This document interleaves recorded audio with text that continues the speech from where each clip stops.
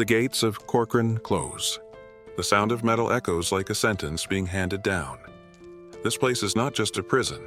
It was once called the Gladiator School, where according to press reports more than 50 violent incidents took place every year inside the SHU and the prison yards. The silence here does not mean peace. It is a sign of fear waiting in the shadows. Out of that darkness, 6 names emerged. They turned the yards into battlegrounds and left deep scars on the history of prison gangs. This is the top 6 most dangerous gang members in Corcoran State Prison. Men who once spread fear throughout these walls. Have you ever heard of any of them? Let me know in the comments. Every bar here does not just lock up a man. It carries the weight of a violent history. And now, let's go to the first name on the list. Number 6. Robert Glenn, Associate of the Aryan Brotherhood. California State Prison, Corcoran, once known by a chilling name, the Gladiator School. During the 1990s, officers were accused of opening yard gates on purpose, letting rival gang members clash in deadly fights. In that environment, one unknown inmate became a lasting fear. His name was Robert Glenn. Glenn was an associate of the Aryan Brotherhood, but his danger went far beyond that label. He proved that even without a title, one man could bring terror inside the prison system. It started with a small case. In 1992, Glenn was arrested for auto theft and sentenced to 3 years. For many people, that could have been a second chance, but for Glenn, prison became the doorway to a new world. In 1994, while held at LA County Jail, he was placed in Charlie Row, a section known for housing key members of white prison gangs. Charlie Row was not about rehabilitation. It was more like a training ground, where the rules of the Aryan Brotherhood were enforced behind bars. Glenn entered at the perfect time. He was aggressive, reckless, and, most importantly, ready to spill blood to prove himself. In 1995, Charlie Row shook with the homicide of inmate Steve Hampton. According to court records, Robert Glenn's name stood out as the one who carried out the attack. It was not a random fight. Prosecutors said it was a test of loyalty, and Glenn passed. From a 3-year sentence for auto theft, he pushed himself into a homicide case. From a nameless associate, he became someone recognized by the Aryan Brotherhood. In that world, blood was the only ticket to respect. But Glenn did not stop there. In 2005, at Pleasant Valley State Prison, he killed another inmate. When asked about his motive, investigators said he claimed he wanted a single cell. For him, a human life was just a way to gain comfort. Investigators later confirmed that the victim had no history like Glenn suggested. The true motive was pure selfishness, a life taken in exchange for quiet. That distorted logic is what set Glenn apart. Shot callers kill for power. Glenn killed because he wanted to. In the documentary Lockup, Raw, Glenn appeared with empty eyes and a calm, chilling voice. When asked how prison had changed him, he answered, "It makes you violent. I enjoy it." When asked how many people he had killed, he smirked and said, "I won't talk about anything I haven't been convicted of." Short words, but enough to show viewers that behind that calm smile was a man who treated violence like his own entertainment. That is the real danger of Robert Glenn. Not because he ran an organization, but because he did not need a reason to take a life. A former officer at Corcoran once said, "Some inmates are violent to prove their status." Glenn was different. He was violent because he liked it. That made him terrifying. In Corcoran, a place full of racial tension and gang wars, Glenn was like a live explosive. No one knew when or why he would strike again. From a 3-year auto theft case, Glenn turned his life into 98 years in prison. A lifetime buried behind bars.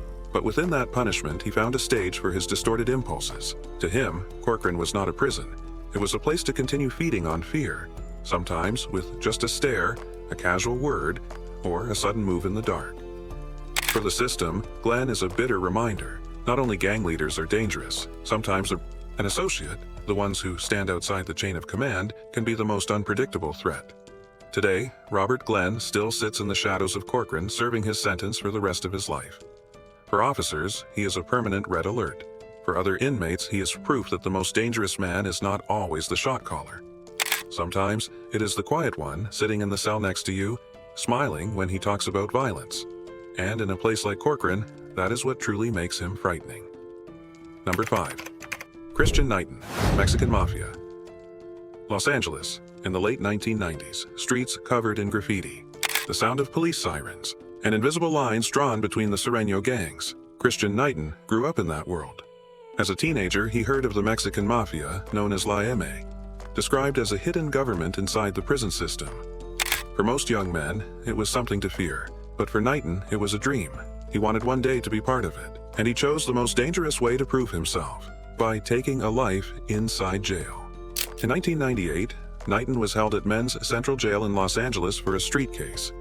He was waiting for trial, hoping he might soon be released, but everything changed in a single night. An inmate named Robert Tiernan was found dead inside his cell. Prosecutors said this was not a random act. It was a hit, a contract ordered by the Mexican Mafia. And Knighten was among the attackers. Along with Frankie Lujan and Dennis Ray Morris, he carried out the killing as a message. He was ready to do whatever it took to get La Ema's attention. The irony came later. In his street case, the court eventually found Knighten not guilty. He was acquitted, but the homicide inside jail, the place that was supposed to be just a temporary stop, became the sentence that buried his life. In 2001, a jury convicted Knighten of first-degree murder and conspiracy to commit murder. His punishment was 79 years. His chance of freedom disappeared. The path to La Ema opened, but at a price no one could ever reverse. In lockup, raw, cameras captured Knighten sitting inside Corcoran, serving his time. He spoke calmly with tired but proud eyes. He described the Mexican Mafia as a childhood dream, something that led him to that violent decision inside jail. When asked if he could still take a life today, Knighten answered without hesitation, "Oh, yeah, sure." That short reply was colder than any image of blood. It showed that for him, killing was no longer an extreme act. It had become routine. Knighten also said a line that viewers never forgot: "You can love the game, but the game loves nobody." A bitter truth he realized after trading his entire life for the dream of La Ema. That game consumed his youth, turned him into a pawn in a deadly chess match, and then left him in handcuffs inside a segregation cell. What made Knighten frightening at Corcoran was not just the homicide itself, it was the way he spoke about it. No regret, no fear. He described it like a normal decision. That calmness was what haunted others. To fellow inmates, Knighten was proof of a man willing to do anything to reach his goal. And that kind of man is the most dangerous inside a prison yard, where violence is the only rule. But after nearly a decade, Knighten did something no one expected. He debriefed. He walked away from La Ema and began cooperating with authorities. In the gang world, that is betrayal. Once inside, there are only two exits: death or protection from the state. Knighten chose the second. Since then, he has lived in protective custody, aware that he carries a target on his back for the rest of his life. The twist in Knighten's story is this: a young man once so desperate to join La Ema that he killed inside jail to prove his loyalty, ended up as a defector. But that did not make him any less dangerous in the eyes of the system. Knighten had already shown a truth about himself. He was willing to go all the way to achieve ambition. And when that ambition changed, he was willing to betray it just to survive. A man living entirely by the rules of the gang game. No friendship, no loyalty, only advantage. Today, Knighten remains incarcerated. 79 years is a sentence long enough for him to grow old in prison, but his name has already left its mark on Corcoran. To many, he was the embodiment of La Ema's danger. A man who did not need status or power. Just a blade inside a cell was enough to spread terror. And with the words he spoke on lockup, the audience knew one thing. Deep down, Knighten still carried the same nature he had from the start. A man who saw violence as his path to survival. He may have left La Ema. He may live under protection. But his shadow still lingers in Corcoran's records. A young man who once killed in a cell just to prove his worth. A man who said the gang game never loves anyone back. And for the system, Christian Knighten remains one of the most dangerous faces ever locked behind Corcoran's steel gates. Number 4. Robert Big Phantom Galvin, Fresno Bulldogs. He was known by a simple but heavy name, Big Phantom, the giant shadow of the Fresno Bulldogs. Inside Corcoran, that name did not need to be shouted. Just hearing another inmate whisper it was enough to silence the room. Galvin was not a shot caller who controlled entire yards, but his actions forced the system to take notice. His story begins with one extreme choice. He killed his own cellmate to prove loyalty to the Bulldogs, a choice that would send him straight to death row. Fresno, where Galvin grew up, was not a place for dreamers. It was a city divided by poverty, crime, and a gang unlike any other, the Bulldogs. Unlike La Ema or Nostra Familia, which carried long histories and rigid hierarchies, the Bulldogs were infamous for their defiance, willing to fight anyone, even prison kingpins.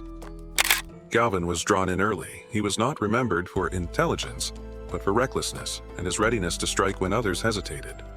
In a cramped cell, Galvin made a decision that shocked even veteran officers. He eliminated his cellmate.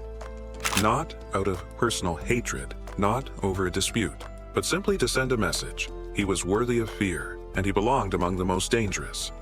That act transformed him from an unknown name into a symbol of prison violence, and it became his one-way ticket to a death sentence. In documentary footage, Robert Big Phantom Galvin appears broad-shouldered with a quiet but chilling stare. He does not excuse himself. He does not ask for forgiveness. Instead, he describes his act as inevitable, as if taking a life was just another move in the prison power game. His calm tone, his posture, even a trace of pride, left audiences of lockup deeply unsettled.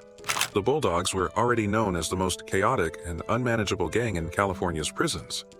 But Galvin made them even more feared. He embodied their distorted code. To earn respect, one must prove it through extreme violence. He never needed a leader's title. His past alone created fear. Inmates who once shared space with him recalled how even a glance from Galvin was enough to make people step back. No one dared to test him. For the prison system, Galvin became a management nightmare. He did not run large-scale operations like La Eme, nor maintain outside networks like Nuestra Familia. But his extreme choices forced officers to watch him closely. Records show he was often placed in segregation, under special surveillance, because authorities feared that mixing him with the population would trigger chaos. What made him most dangerous was his mindset. For some inmates, killing was the result of conflict. For Galvin, it was deliberate. He chose another man's death as a way to carve his name into the history of the Bulldogs, a cold calculation with no space for conscience.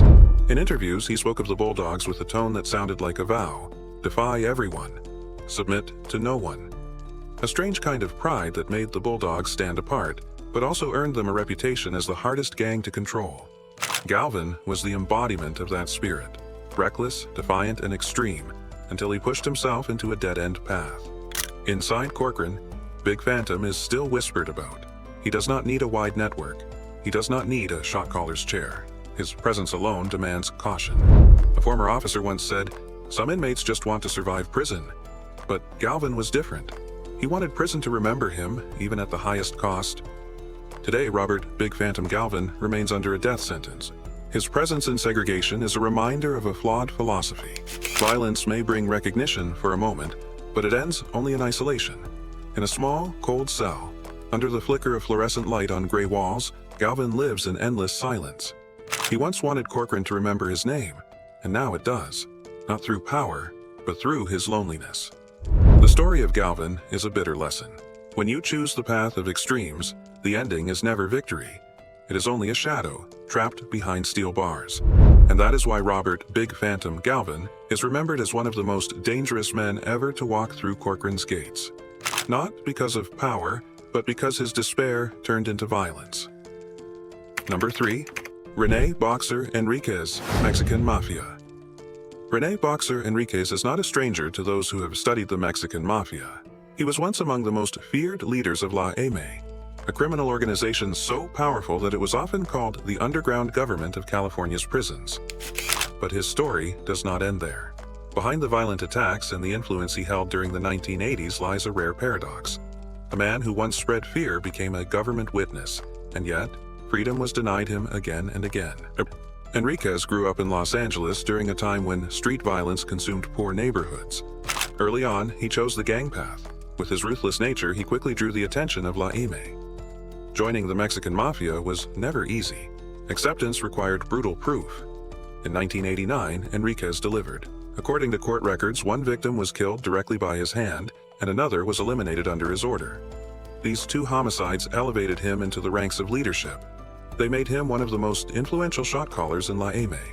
In that world, Boxer was more than a member. He coordinated attacks, issued orders from the shadows, and built a network that even hardened inmates feared. The black hand tattoo, the ultimate symbol of La Eme, marked his skin as a warning.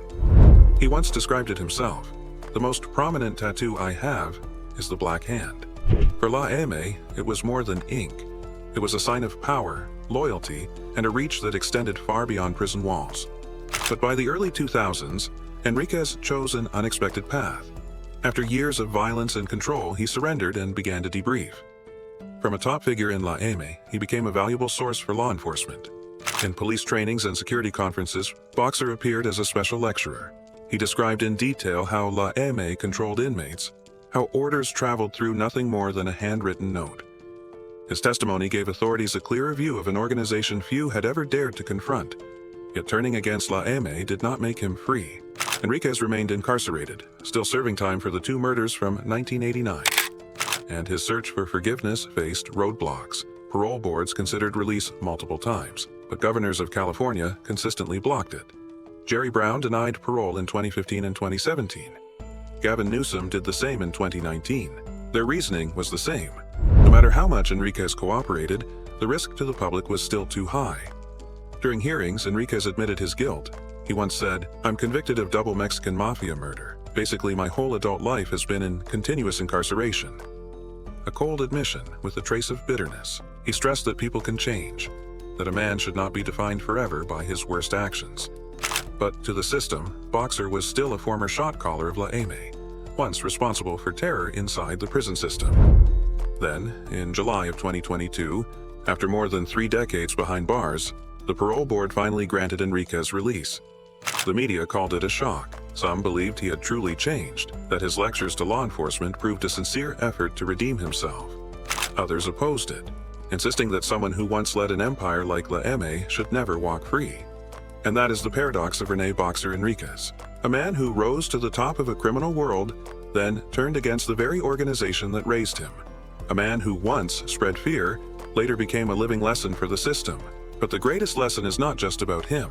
It is for the young people outside, the ones who think joining a gang is the way to prove themselves. Boxer is proof that power can come fast, but the price is a lifetime buried behind bars, living in suspicion, and forever chained to past crimes. If there is one warning left from his story, it is this: never walk the path Boxer once chose. Because once you do, the ending is almost always the same: darkness, isolation, and a name that can never be separated from its past. Number 2. Joe Pegleg Morgan, Mexican Mafia.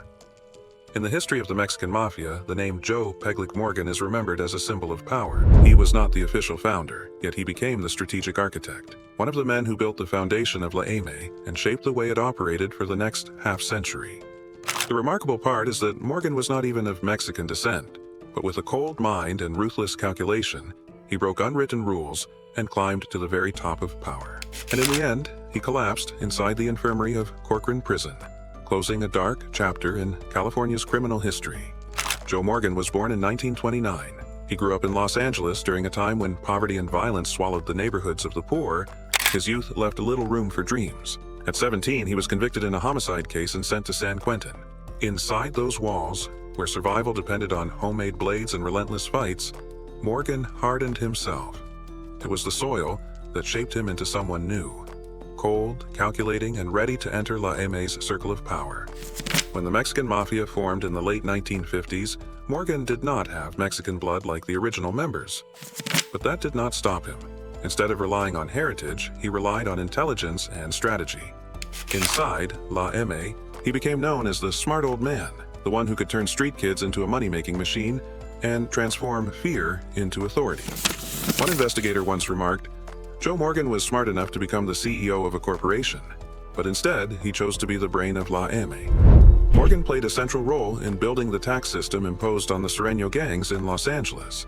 He helped define how La M would not only dominate inside prison, but also control the streets outside. Under his influence, a single letter from a prison cell could become a death order on the streets. Those who refused to pay disappeared. Those who betrayed paid with their lives. And Morgan, with his wooden leg, the result of an old injury, became a legend. His name made even the system itself tremble. What made him different was his patience and strategic mind. Unlike many hot-headed shot callers, Morgan understood that fear lasted longer than wounds. Instead of loud displays, he moved in silence, a nod of his head, a coded message, enough to seal a man's fate. To La M, Joe Pegleg Morgan was not just a leader, he was a living legend. Proof that bloodlines did not decide rank, ruthlessness and intellect did. But power never lasts forever. In 1977, testimony from a former associate put Morgan behind bars in a high-profile case. He was locked down. Yet even in isolation, his influence spread. The Mexican Mafia kept growing. and many believed Morgan was the man who transformed it into an underground government, a force that ruled inmates while casting shadows across Los Angeles and beyond. By the early 1990s, Morgan's health collapsed.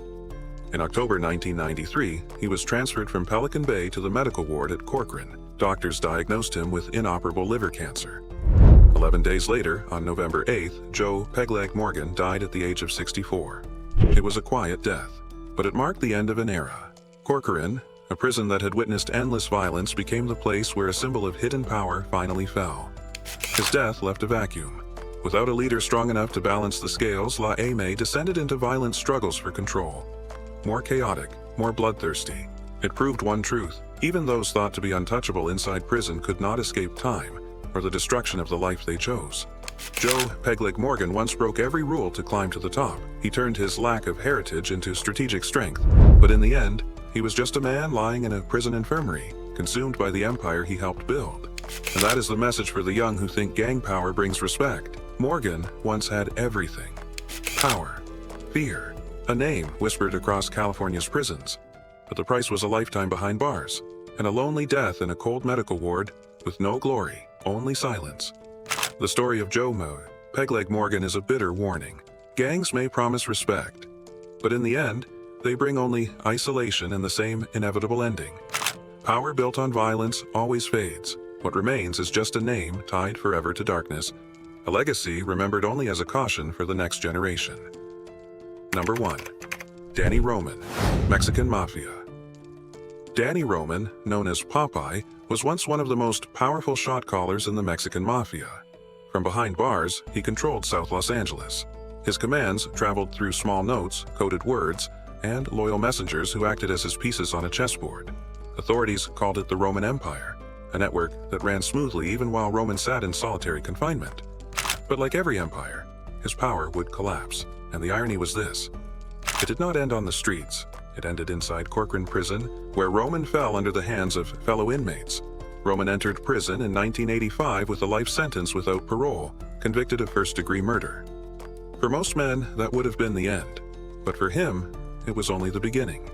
By 1988, he was formally inducted into La Aime. Not long after, even from Pelican Bay, he was directing operations across South Los Angeles: extortion, drug distribution, intimidation, and targeted hits. His daughter, Vienna Roman, acted as a bridge, carrying his orders to the streets. Investigators called it Operation Roman Empire, a case that revealed how a man locked inside a cell could still run a criminal machine. Gangs in South Los Angeles were forced to pay tribute to La Aime. Those who refused disappeared. It was said Roman could shut down an entire swap meat market with a single signal, and officials understood one truth: he did not need a weapon in his hand to inspire fear. What he wielded was invisible power, the kind that made others bow their heads without asking why. But even a shot caller like Roman could not escape prison's brutal destiny. On June 10, 2020, at 10:44 in the morning, chaos erupted in the yard of SATF Corcoran. 2 inmates launched a violent assault on Roman. Homemade weapons were recovered. Staff rushed him to medical aid. Minutes later, the announcement came: Danny Roman was dead. One of the most notorious shot callers in Mexican Mafia history had fallen inside the very prison he once used as his headquarters. News of his death spread quickly. For many, it was the final chapter of one of La Aime's most defiant leaders.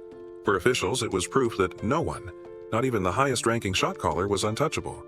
And for street gangs, it was a reminder that power in La Aime is never stable. A leader falls, another rises. And the cycle of violence begins again. Roman was once described as a man who turned cells into boardrooms and neighborhoods into playing fields. But in the end, he died like any other inmate, collapsing on concrete with no move left to play. The fear he spread for decades could not buy him one more day of life. That was the final cost. Danny Roman spent his life in gang power, climbed to the top, and ruled South Los Angeles. But his ending was an unexpected attack in Corcoran's yard. No glory, no honor, just a name sealed forever in criminal records. His story is a sharp warning for anyone who believes gangs are the way to prove themselves. Power may bring respect for a moment, but it will also take away everything else. Roman spent more than 30 years behind bars, and at the end, he died suddenly in prison. There was no bright path waiting for him, only suspicion, loneliness, and a meaningless end. The gray walls of Corcoran have seen it all, From shot callers who once commanded empires to silent men who faded away in isolation. Every name on this list was once called untouchable. But in the end, they were only men in captivity, living in fear and dying in solitude. Corcoran is not a place that creates legends. It is a place where power twists into violence, where those who think themselves immortal must bow to fate. And the lesson for us, especially for the young, is clear. There is no glory at the end of the gang path. That power will not last. That respect will not endure. It all ends the same. In darkness, with steel doors closing, and a name chained forever to guilt. If Corcoran teaches us anything, it is this. Gangs may promise strength, but the price is your entire life. And no one escapes that price.